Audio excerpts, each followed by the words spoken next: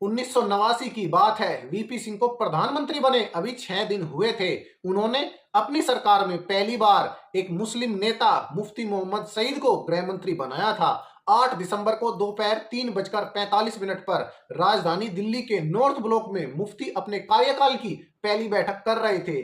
ठीक इसी वक्त दिल्ली से करीब 800 किलोमीटर दूर श्रीनगर में उनकी बेटी रुबैया सईद अपनी ड्यूटी के बाद हॉस्पिटल से घर जाने के लिए निकली। रुबैया एमबीबीएस करने के बाद इस हॉस्पिटल में इंटर्नशिप कर रही थी। हॉस्पिटल से निकलकर रुबैया JFK 677 नंबर वाली एक ट्रांजिट वैन में सवार हुई। ये वैन लाल चौक से श्रीनगर के बाहरी इलाके नौगाम की तरफ जा रही थी। रुबैया जैसे ही चांदपुरा चौक के पास पहुंची, वैन में सवार 3 अन्य लोगों ने गन पॉइंट पर वैन को रोक लिया। उन लोगों ने रुबैया सईद को वैन से नीचे उतारकर सड़क के दूसरी तरफ खड़ी नीले रंग की मारुति कार में बैठा लिया। उसके बाद वह मारुति कार कहां गई किसी को नहीं पता। 2 घंटे बाद यानी शाम करीब 6 बजे JKLF के जावेद मीर ने एक लोकल अखबार को फोन करके इसकी जानकारी दी कि हमने भारत के गृह मंत्री मुफ्ती मोहम्मद सईद की बेटी रुबैया सईद का अपहरण कर लिया है। JKLF की तरफ से रुबैया को छोड़ने के बदले 20 आतंकवादियों को छोड़ने की मांग की गई। 13 दिसंबर की दोपहर यानी 5 दिन तक सरकार और अपहरणकर्ताओं के बीच बातचीत चलती रही। आखिरकार सरकार ने 5 आतंकियों को रिहा कर दिया। बदले में कुछ ही घंटे बाद लगभग 7:30 बजे रुबैया को सोनवर में मध्यस्थ जस्टिस मोतीलाल भट्ट के घर सुरक्षित पहुंचा दिया गया। रात 12 बजे विशेष विमान से रुबैया दिल्ली पहुंची तो मुफ्ती मोहम्मद सईद भावुक हो गए। उन्होंने तब कहा था, एक पिता के तौर पर मैं खुश हूं, लेकिन एक नेता के तौर पर मैं समझता हूं कि ऐसा नहीं होना चाहिए था। देश के ताकतवर राजनीतिक परिवारों की सीरीज परिवार राज की इस वीडियो में जम्मू कश्मीर के मुफ्ती मोहम्मद सईद परिवार के किस्से। अगर आप हमारे चैनल पर नए हैं तो वीडियो को लाइक कीजिए, शेयर कीजिए और चैनल को सब्सक्राइब जरूर कीजिए। तो चलिए शुरू करते हैं। मुफ्ती मोहम्मद सईद का जन्म 1936 में श्रीनगर से 40 किलोमीटर दूर अनंतनाग जिले के बीजबेहरा शहर में हुआ था। वे सूफी मजारों और मस्जिदों की निगरानी करने वाले रसूखदार परिवार से ताल्लुक रखते थे। गैर कश्मीरी उन्हें अक्सर कश्मीर के मुसलमान ब्राह्मण भी कहकर पुकारते थे। उनके पिता का नाम मुफ्ती जी मोहम्मद था, जो अनंतनाग के बीजबेहरा में ही मौलाना थे। पत्रकार परवीन दोंती दी कारवा मैगजीन में लिखते हैं कि सईद के दोस्त मकमूल अहमद नदीम ने उन्हें बताया कि स्कूल में एक बार साप्ताहिक बैठक में जब शिक्षक ने सभी छात्रों से पूछा कि वह भविष्य में क्या बनना चाहते हैं, तो मुफ्ती ने कहा था कि वह एक नेता बनना चाहते हैं। वह अपने स्कूल फेडरेशन के अध्यक्ष भी बने। अलीगढ़ मुस्लिम यूनिवर्सिटी से कानून की डिग्री और अरब इतिहास में मास्टर डिग्री करने के बाद मुफ्ती अनंतनाग लौट आए और डिस्ट्रिक्ट कोर्ट में वकालत शुरू कर दी। उस दौर में जम्मू कश्मीर में शेख अब्दुल्ला की नेशनल कॉन्फ्रेंस का दबदबा था। वामपंथी विचारधारा के कुछ नेताओं ने नेशनल कॉन्फ्रेंस से अलग होकर डेमोक्रेटिक नेशनल कॉन्फ्रेंस बनाई। मुफ्ती मोहम्मद सईद ने 1960 में इसके जिला संयोजक के तौर पर अपनी राजनीतिक पारी शुरू कर दी। 2 साल में ही ये नई पार्टी टूट गई और सईद नेशनल कॉन्फ्रेंस में शामिल हो गए। 1962 में बीजबेहरा सीट से सईद को विधानसभा का टिकट दिया गया। मैं 26 साल की उम्र में वो विधायक बन गए। 5 साल बाद 1967 में मुफ्ती को इस सीट से दोबारा जीत मिली। मुख्यमंत्री GM सादिक ने उन्हें अपनी सरकार में उप मुख्यमंत्री बनाया। कुछ साल बाद सईद कांग्रेस पार्टी में शामिल हो गए। सईद को शेख अब्दुल्ला बिल्कुल पसंद नहीं करते थे। वो सईद की खिल्ली उड़ाते हुए कहते थे, मैंने सुना है कोई मल्लाह कोट मतलब मुल्ला की औलाद यहाँ कांग्रेस का लीडर बना फिरता है। कश्मीर घाटी में कांग्रेस की पकड़ मजबूत करने के लिए सईद दिन रात काम करने लगे। कट्टरपंथी नेताओं को भी कांग्रेस से जोड़ने में सईद को सफलता मिली। वे शेख अब्दुल्ला को चैलेंज कर रहे थे, इसलिए कांग्रेस ने उन्हें तवज्जो दी और सईद का राजनीतिक ग्राफ तेजी से ऊपर गया। 1972 में वे राज्य में कैबिनेट मंत्री बने और विधान परिषद में कांग्रेस के नेता भी। 1975 में उन्होंने कांग्रेस विधायक दल का नेता और पार्टी की जम्मू कश्मीर इकाई का अध्यक्ष बनाया गया। हालांकि उनकी मुख्यमंत्री बनने की हसरत अभी तक अधूरी थी। शेख अब्दुल्ला के निधन के बाद फारूक ने नेशनल कॉन्फ्रेंस की कमान संभाली। इधर इंदिरा की हत्या के बाद राजीव गांधी को सत्ता मिली। राजीव और फारूक में दोस्ती थी। 1986 में प्रधानमंत्री राजीव गांधी ने मुफ्ती मोहम्मद सईद को राज्यसभा सांसद बनाकर अपनी सरकार में नागरिक उड्डयन मंत्री बना दिया। ये एक तरह से कश्मीर में फारूक अब्दुल्ला का रास्ता साफ करने की कवायद थी।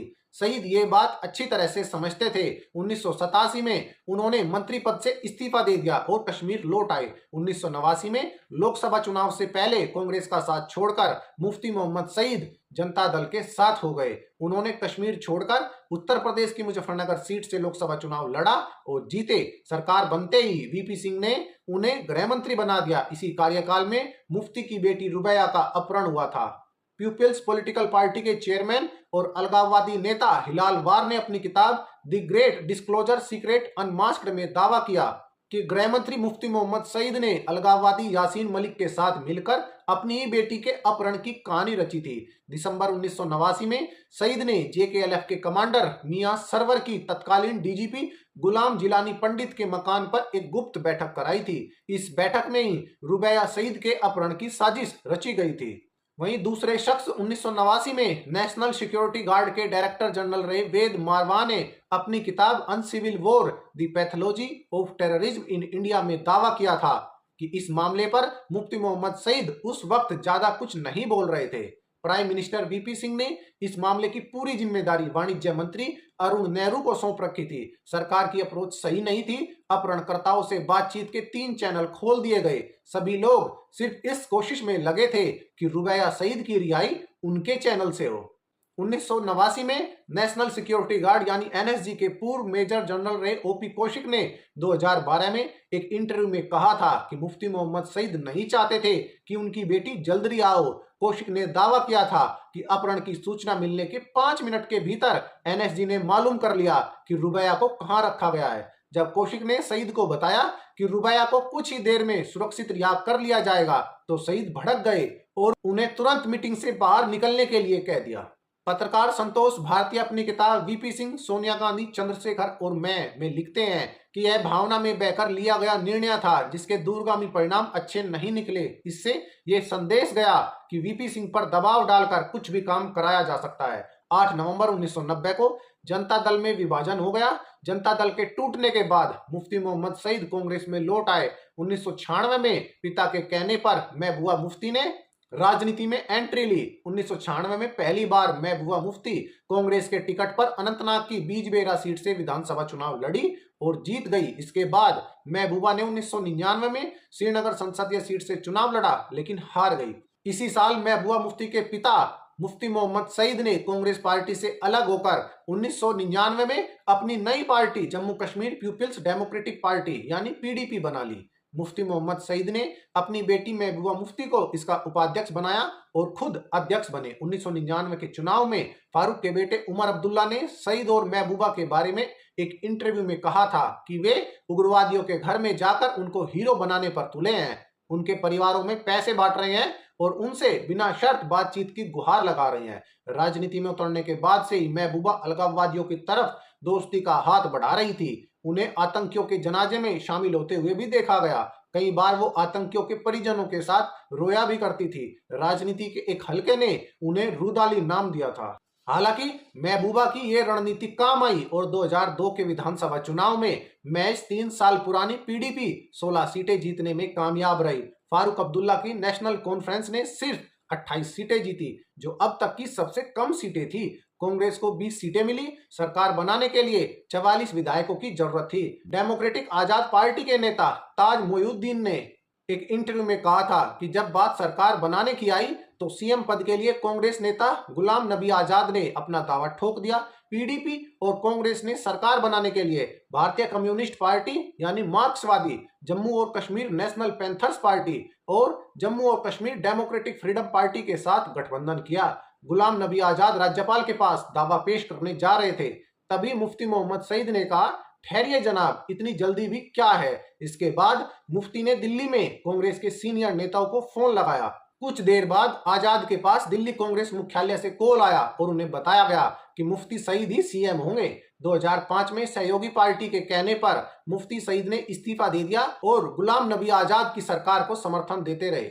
पीडीपी को पापा डॉटर पार्टी कहकर मजाक उड़ाया जाता रहा है। चुनाव के दौरान पीएम मोदी ने भी बाप बेटी की सरकार कहा था। हालांकि मार्च 2015 में बीजेपी ने पीडीपी के साथ समझौता करके जम्मू कश्मीर में सरकार बनाई। मुख्यमंत्री बनाए गए मुफ्ती मोहम्मद सईद। हालांकि तब तक मुफ्ती की तबीयत बिगड़ चुकी थी।